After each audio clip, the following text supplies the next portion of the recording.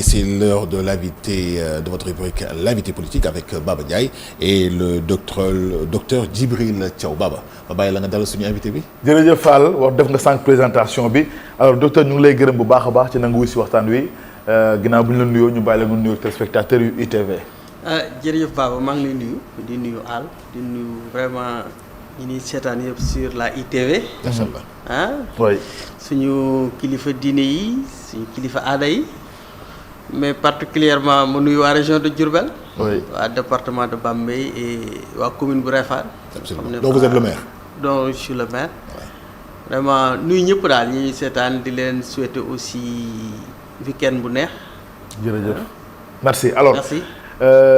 Docteur tey Sénégal comme on dit est à la croisée des chemins li tax mooy coow yi nga xam ne ñu ngi ko ciy dégg nga nekk un acteur politique bokk également ci coalition Benno Bokk Yaakaar tey jii ñuy wax ay contrat yoo xam ne dafa jëm ci mine bu Sénégal seen allié ba woon Maître Moussa Diop wax ko ne dañ ci tudd Macky Sall président bu Sénégal tudd ci Aly Ngouille Ndiaye ak Mimran jëm ci contrat boo xamante ne ni contrat minier la rawatina ci wàllu diamant ci Sénégal alors yooyu nga xam ne yaa ngi koy dégg ci wàllu géopolitique bu Sénégal tey ginnaaw kàddu yooyu dégg nga ko benn ban appréciation nga ci amee ak ginnaaw tuuma yi mais ñaar ak lan nga ci xaar ci wàllu yoon parce que jàpp naa dem loolu dafa nekk loo xamante ne ni ay accusations yu doy waar la te dafa jot yooyu noonu ñu koy mën a indi di leeral bu ko defee Sénégalais yëpp xam exactement lan moo ci nekk ngir ñu am appréciation ci lu ñëpp bokk parce que bu ñuy wax diamant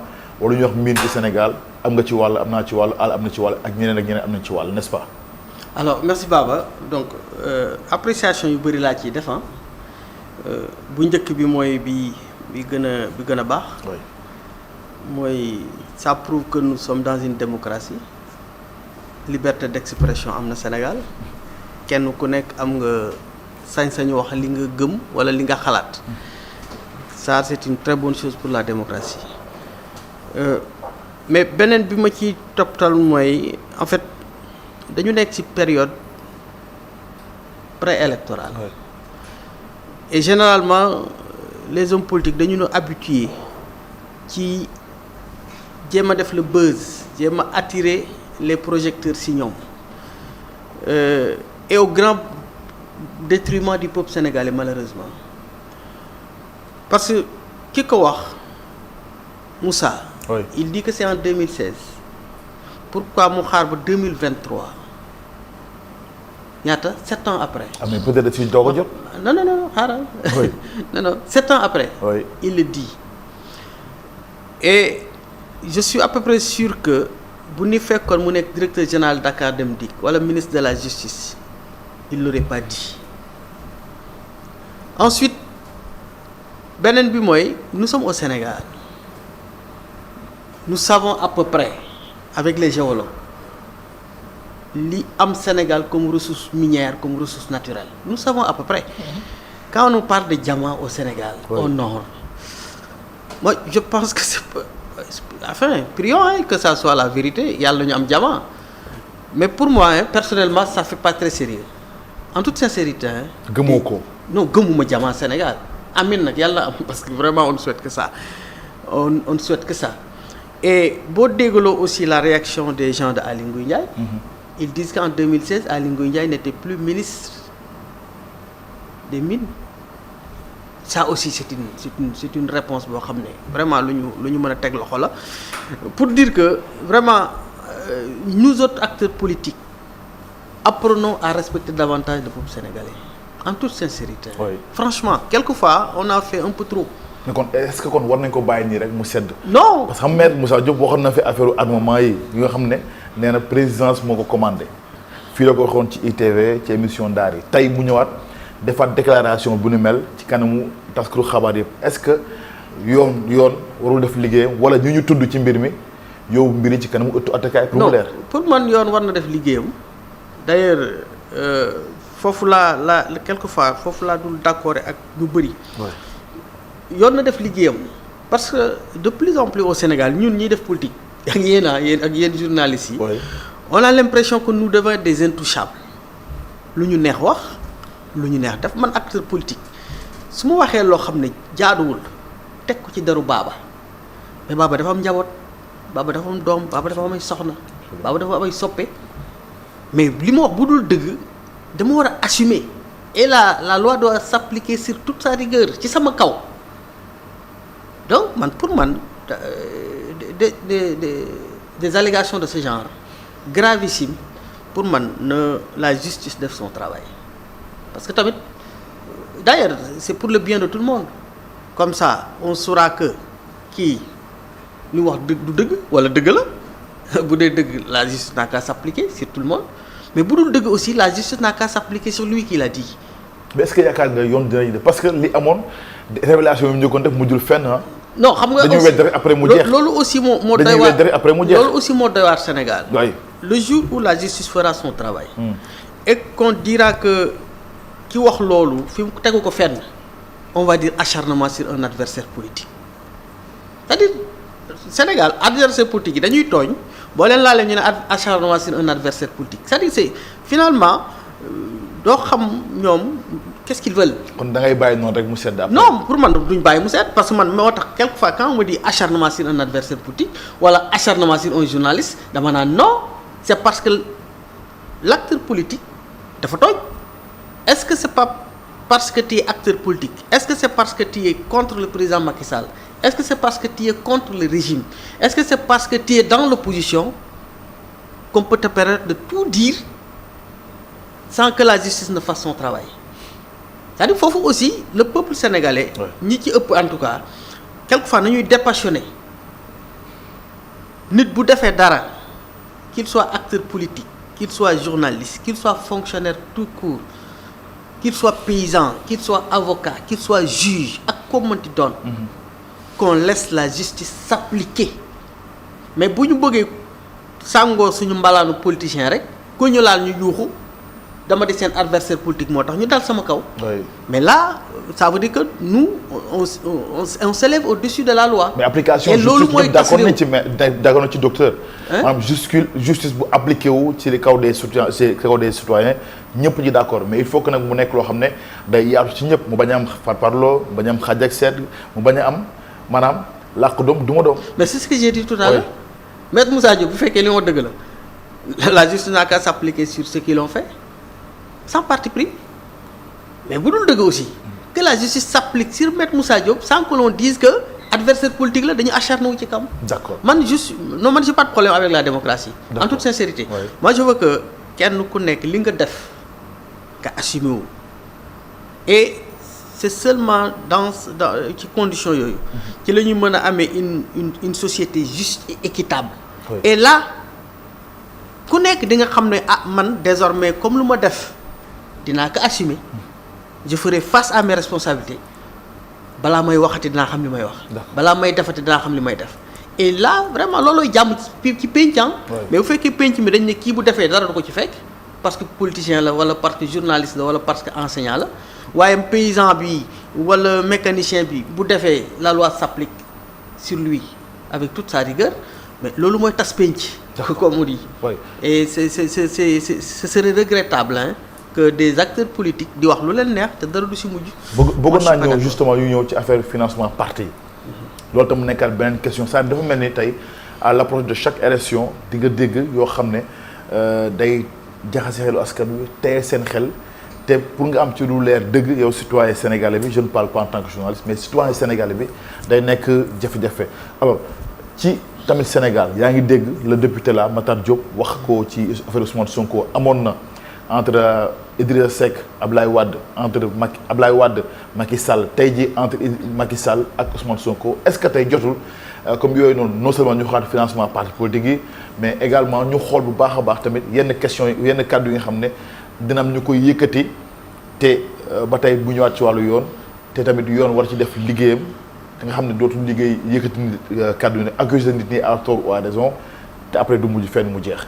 voilà la question sur le financement des partis. là c'est une question très importante boo xam ne vraiment yàgg nañu ko agiter et je pense que nag Sénégal toll na foo xam ne war nañu nag vraiment avancer un peu sur ce plan-là parce que quand même moi je suis tout à fait d'accord que les partis politiques puissent bénéficier des fonds publics man d'accord naa ci mais ñu encadrer ko aussi parce que Sénégal de plus en plus gars yi dañuy créer parti politique rek pour def ko fonds de commerce déjà ils en font un fonds de commerce alors que amul financement des partis politiques fonds de commerce ni ñu koy defee mooy am nañu y a des gens qui louent même leur récépissé lors des élections locales. Absolument. jox ma 1 million ma je te donne mon récépissé nga dem tu te présentes à telle commune à telle commune à telle commune c'est déjà très grave.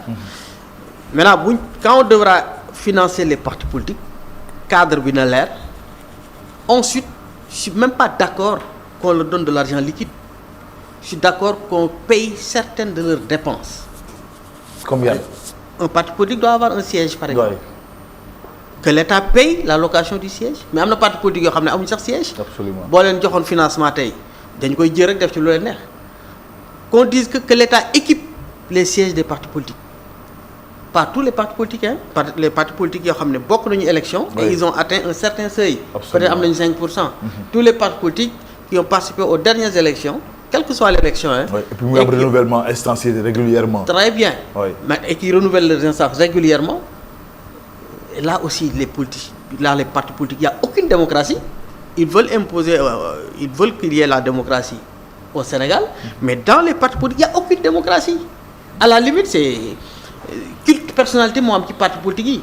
Leur leader dañ leen di jàpp comme des messies, comme quelquefois des marabouts, à la limite comme des ay voilà ñu jógee asamaan cëppeelu suuf. Oui. Donc ça aussi c'est à régler.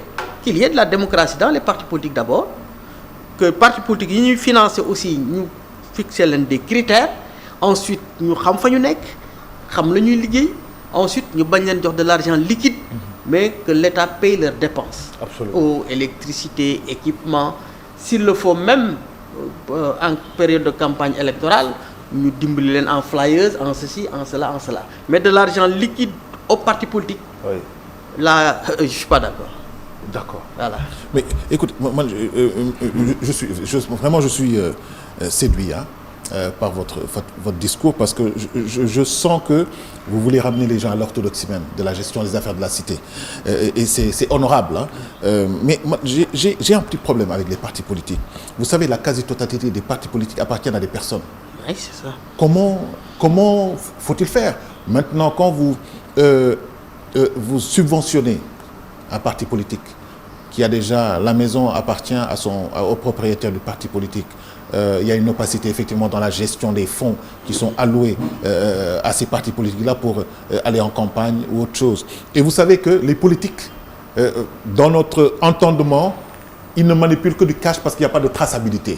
Maintenant, comment vous voulez qu'on crée ce cadre juridique-là pour que les politiciens soient transparents ou bien davantage transparents? Oui, en fait, c'est très simple. Hein? Même si le local, le siège, c'est la maison du secrétaire général ou bien du propriétaire du parti, vous avez parfaitement raison. Hein? La plupart de nos partis appartiennent à des personnes qui donnent peut-être le siège, etc., etc. Mais je suis d'accord que si ce parti remplit les critères, mais qu'il signe un contrat de location. Mais quels sont les partis qui remplissent ces critères justement? Voilà. Mais il y en a pas. Mais on va les obliger alors. On va leur dire que le financement des partis politiques à partir des fonds publics, c'est possible, mais voilà les critères. Pour en bénéficier, d'abord, il faut avoir été candidat lors des dernières élections. Avoir 5% au moins. Ah oui, absolument. Ouais, mais tant mieux pour très limité, hein. Tant mieux pour le contribuable sénégalais. Vous mettez 3 partis ou 4 partis, c'est la yam. Tant mieux Absolument. pour le contribuable sénégalais. Ouais. Parce qu'il n'est pas dit que aussi les 200 ou 300 partis qui sont au Sénégal, qu'on prenne l'argent du contribuable sénégalais, di leen ko jox ñu koy utiliser dans les conditions les plus nébuleuses. Non, kooku moom c'est à bannir, c'est ce que vous avez dit. Et kan moo ciy veiller? Le ministère de l'Intérieur wala ministère de la Justice wala exactement kan moo ci war a veiller pour que loolu mu mën a appliquer? Mais le ministre de l'Intérieur qui est en charge de l'organisation des élections, moom mën na ci veiller. D'accord. Maintenant, je suis d'accord aussi que quand il s'agira de fixer des conditions, que tout le monde se mette autour de la table, hein, les partis politiques. De manière consensuelle. De manière consensuelle. Qu'on se dise, voilà les critères qu'il faut remplir pour être financé à part des fonds. Et les fonds provenant de l'extérieur, là, il faut les fermer. Parce que là, c'est... Fermer, vous dites que arrêtez à une ça, c'est ce qu'il y a de plus dangereux pour un État. Absolument. Des fonds venant de l'extérieur qui financent des partis politiques. Ah, vous savez, ces gens-là, c'est pas des mécènes, hein. Ces gens-là, ñëwuñu pour faire de la charité. Ils investissent pour en retour peut-être prendre voilà ce que nous avons de plus cher. ñu ñoo xam ne dañuy ñëw rek non ñëwuñu pour saraxee ñëwuñu du ay bàyyi defal yàlla comme on dit.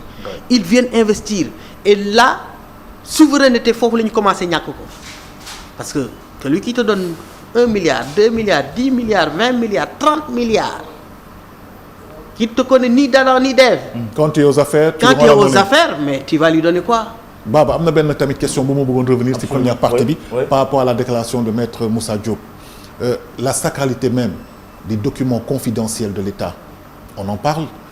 Secondo aussi, qui gère les documents confidentiels de l'État? Parce qu'on se rend compte que de plus en plus, des documents strictement confidentiels atterrissent sur la place publique, comme à la limite à fait divers. Quelque chose qui c'est ordinaire. Et c'est quand même dangereux pour un État.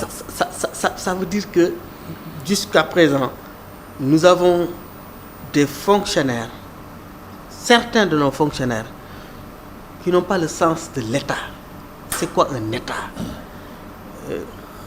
En fait, nekk nañu foo xam ne xamuñu li leen fa bàyyi xamuñu lan mooy un État fragile lan la mën a indi ci askan. Gisoo Baba. Oui. Même suñu kër yi la notion de document confidentiel sax dafa war a am. Confidentialité.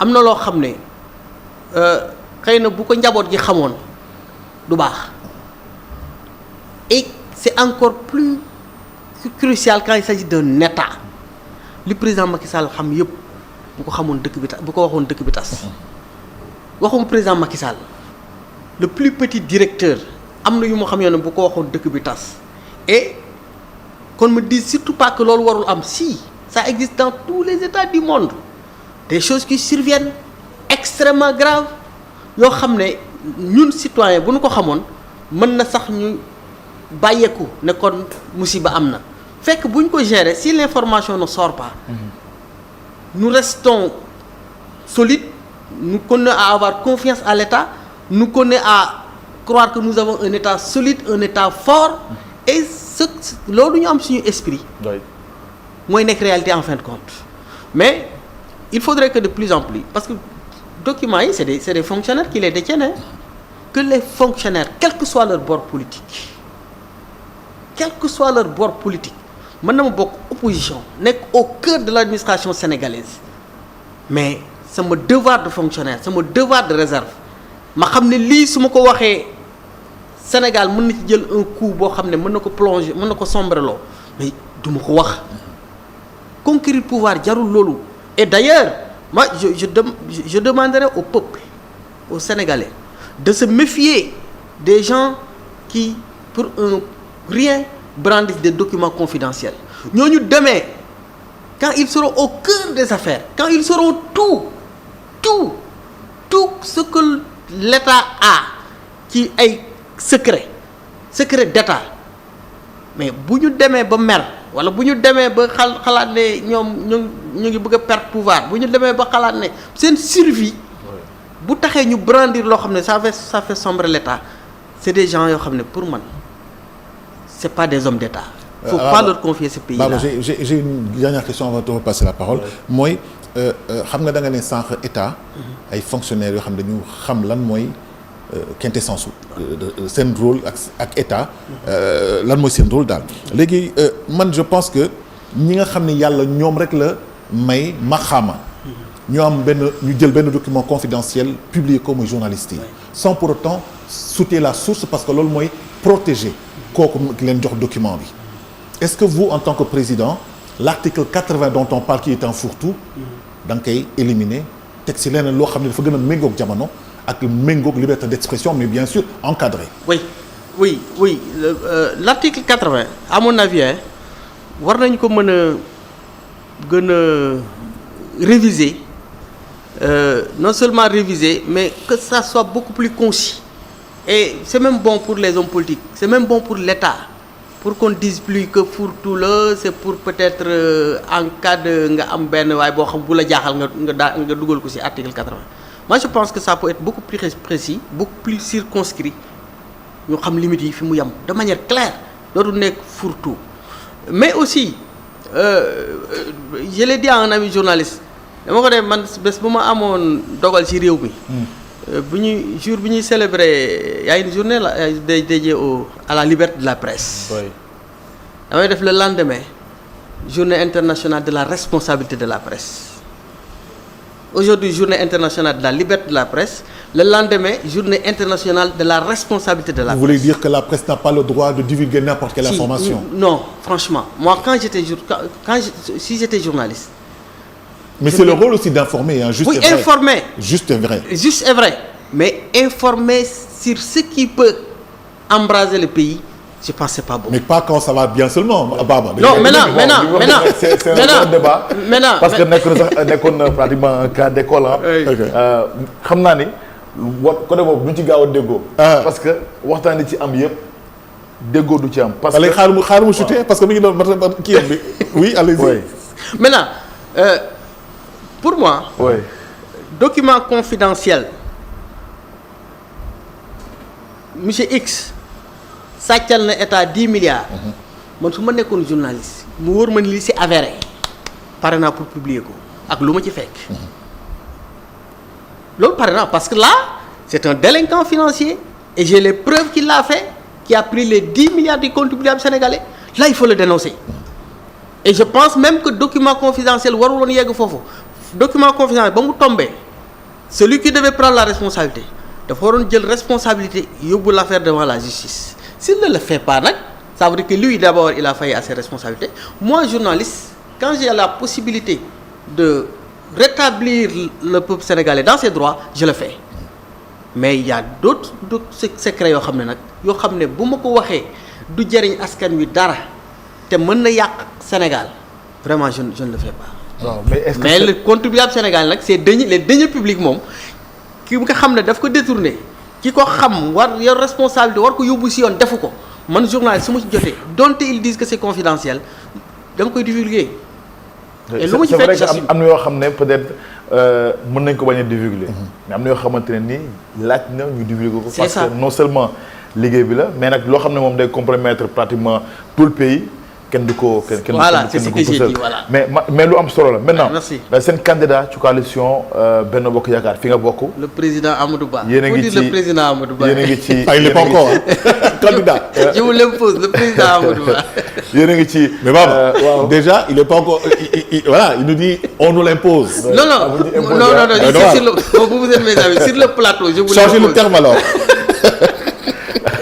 waaw amul problème maintenant yéen a ngi def yéen a ngi ci affaire yi te préparation élection yi présentement mu ngi à l'étranger alors yéen tam yéen a ngi fii ci Sénégal mais monsieur Thiaw sentir ñu seen candidat bi Amadou Ba ci élection sax coalition Benno Bokk Yaakaar président Macky Sall moo nekk seen candidat ba tey mais c'est quoi le problème muy responsable yi di moom en personne la mooy problème bi quoi. et pourtant Baba.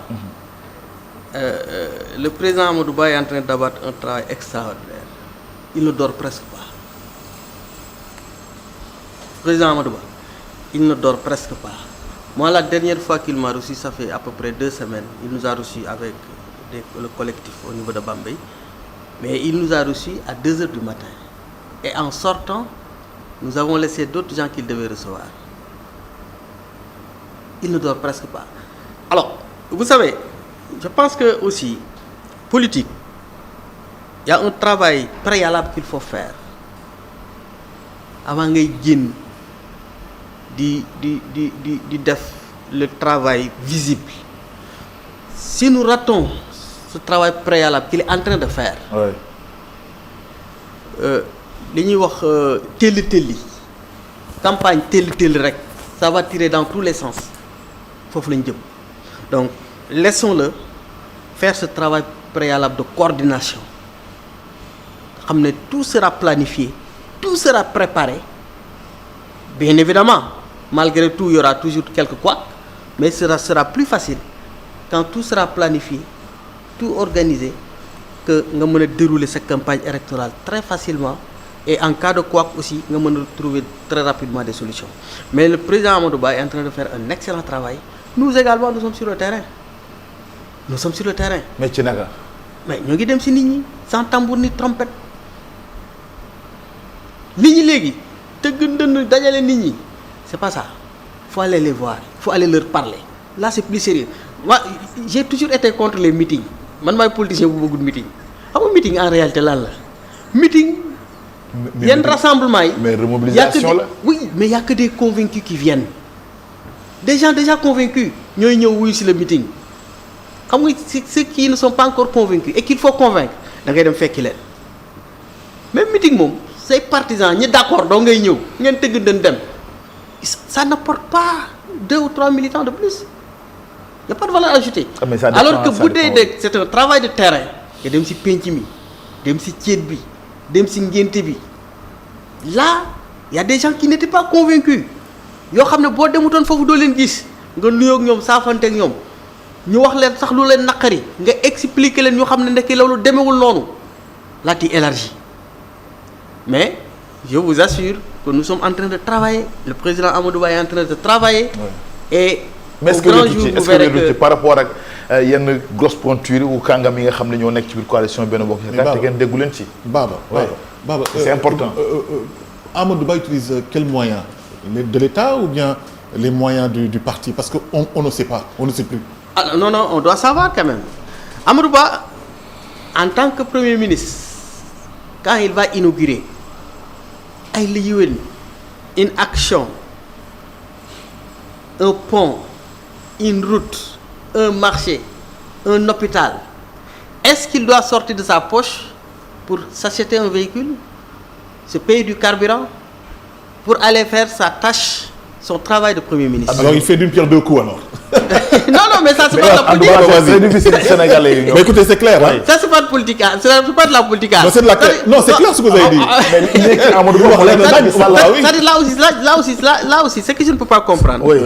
Mooy le président de la République le Premier ministre le ministre le député le maire s'ils ne vont pas vers les populations ñu ne ils sont absents kenn gisu leen ñoom du ñu dem ci askan wi quand ils vont vers les populations ñu ne dañuy campagne qu'est-ce qu'il faut faire alors maintenant qu'est-ce qu'il faut faire président bu jógee. mais ça dépend si da ngeen di demee. ci askan wi bah oui c'est ça.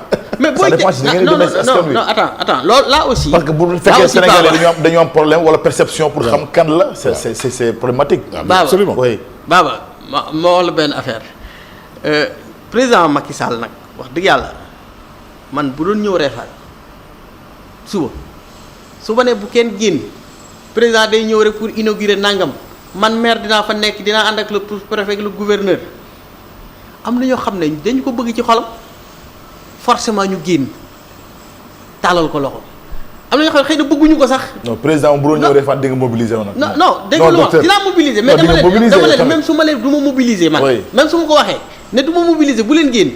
du tere nit ñi génn loolu ñemewoo ko. non c'est pour vous dire que am na ñoo xam ne fu ñuy génn fu ñuy dem. te xam nga Baba président su dee dem Réfane. mais ne la woon ni que la veille ou l'avant-veille il a au palais présidentiel ñu jox ko mallette en cash.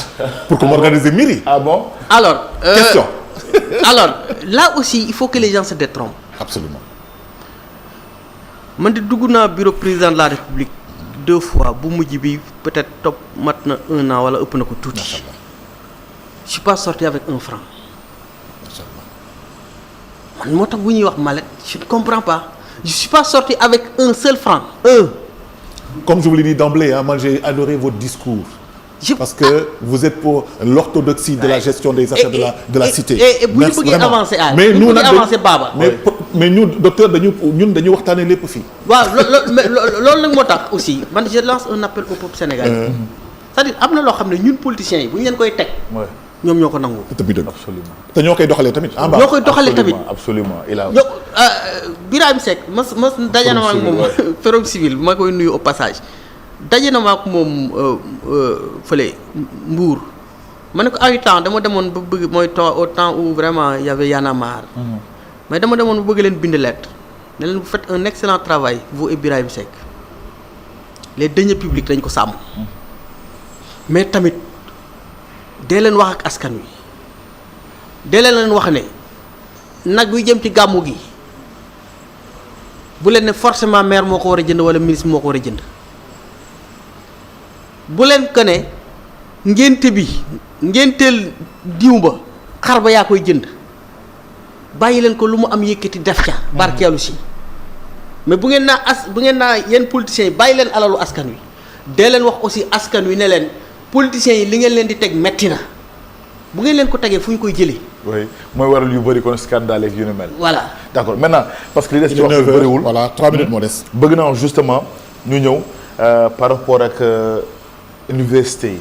waaye li ci amee c'est important. non seulement par rapport ak sortie yu 168 professeurs yi sàkku ñu dooraat njàng mi mais en présentiel parce que dañu jàpp ne gàllankoor yi ci nekk fokk natt weesu na ko ci loo xam ne mën na nasaxal njàng mi ak njàng mu Sénégal mais docteur Djibril Thiaw ban appréciation nga ci amee ci loolu ak tamit la mooy sa xalaat tey ci situation bi amee dans les universités du Sénégal.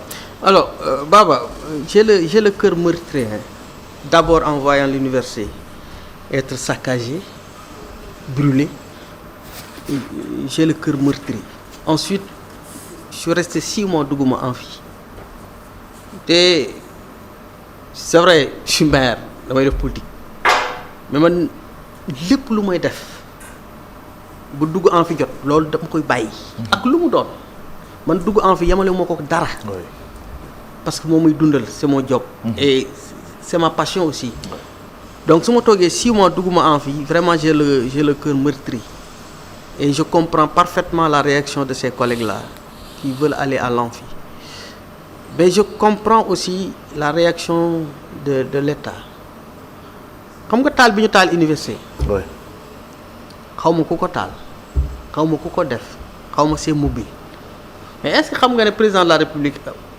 ci responsabilité président de la République la ak responsabilité ministre de l'enseignement supérieur absolument ak responsabilité recteur ak COUD c'est de leur responsabilité ki nga xam ne nag mooy yenu responsabilité boobu ñu def ko une première fois je pense que day bëgg balaa muy amaat beneen responsabilité bu toll noonu bu teguwaat ci ndoddam mu préparer ko ba loolu dootul am man moo tax je comprends parfaitement quand les autorités veulent qu'il y ait d'abord la sécurité avant de rouvrir l'université man je les comprends parfaitement et je suis d'accord avec eux maintenant li ma leen di ñaan mooy vraiment que très rapidement qu'ils essayent de trouver les conditions de sécuriser l'espace universitaire pour que tout le monde retourne à l'université ñi war a jàng ñëw ak les collègues je les comprends man maa leen gën a yàkkamti pour dellu amphi parce que vraiment il faut que aussi nous former nos cadres nous former l'avenir de ce pays et les cours en ligne aussi c'est très compliqué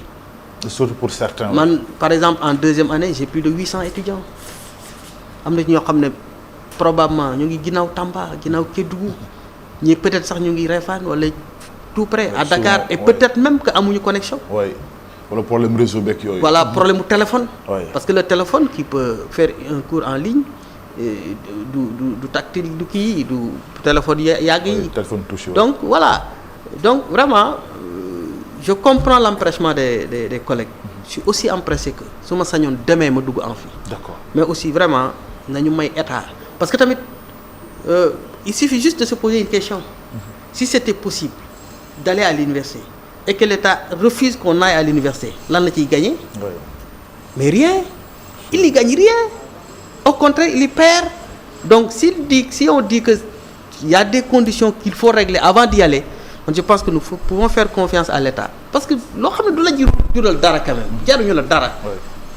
Vraiment war nañu mën a am confiance que. Peut-être il y a des conditions qu'il faut régler. Maintenant docteur en 1 minute parce que mënuñu ñàkk bañ wax ci Réfane parce que xam naa ne ñàkkul. réponse en 30 secondes alors. daaw Réfane ñu ngi xaar Réfane nag 3 heures lañ ci war a def. waxtaan bi moo nekk très rapidement rek tey lan ngay wax tey waa Réfane ak loo xam ne jàpp nga ne tey priorité la ci yow te warul mën a xaar à Réfane te mu nekk besoin population de Réfane.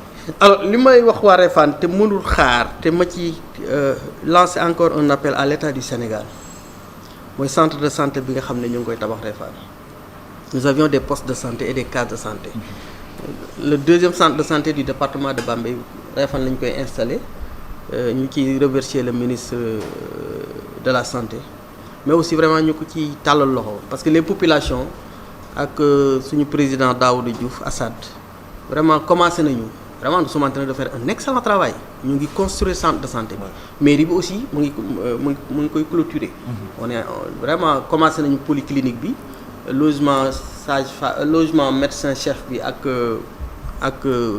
bloc administratif bi c'est presque fait on a entamé la construction de la polyclinique mur de clôture bi aussi mairie bi mu ngi koy defar la commune mu ngi koy defar vraiment muy lancer un appel au président de la République parce que man lu ma mënte am dama ko wax waa Réfane ba tey quand on me le permettait damay am 2 priorités pendant 5 ans éducation santé donc vraiment may jaajëfal waa Réfane aussi parce que la fa nekk yëpp ñoom la ñoo génne seen xaalis def ko mais vraiment le président de la République le ministre de la santé le premier ministre Amadou Ba ñu leen di lancer un appel pour que à travers le BCI ñu ñëw appuyer cette construction là le désenclavement ñu ngi ci déjà tëli bi jógee Kaba dem Réfane c'est fait ñu ngi yaakaar très prochainement pour désenclaver les villages les plus reculés et loolu c'est presque acquis macha allah. merci waaw mais vraiment case de santé bi moom centre de santé bi plutôt. priorité la quoi c'est une priorité. merci beaucoup Baba Ndiaye merci aussi docteur Thiaw. merci beaucoup Al jërëjëf docteur merci beaucoup également. merci Baba merci Al. Baba sa invité bi dafa intéressant moo tax man mënu ma woon taxaw. débordé na waay. waaw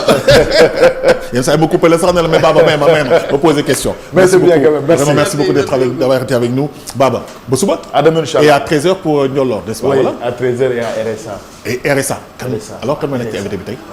RSA tey dinañu jël docteur Ali Samba Ba mais également y aura Mballo Dia Thiam parce que xam nga ñu ngi jëm suba ci élection représentativité syndicale. absolument inchallah moom la ñuy dalal quoi. Voilà, mesdames et messieurs, c'était Tok Tok Sénégal depuis 7h GMT sur ITV. Dans un instant, le professeur Maytiam et Mohamed Kandji ici Xew Xew Jamono en synchronisation sur ITV et iRadio à 90.3 mooy fréquence bi. Xorom ci Cin à 10h avec Cheikh Sarr jusqu'à 14h l'animateur des 4 points cardinaux avec une émission qu'il démarre aujourd'hui en après-midi de 16h à 17h30 mooy Neyner. Voilà, et de 10h30 à 12h la vitrine de ITV avec Fesselma présenté par l'excellente Fafa nekk leen si jàmm li ngeen bëgg si journée bi si bés bi yàlla na leen ko yàlla defal ne leen amin au revoir bonne suite des programmes ciao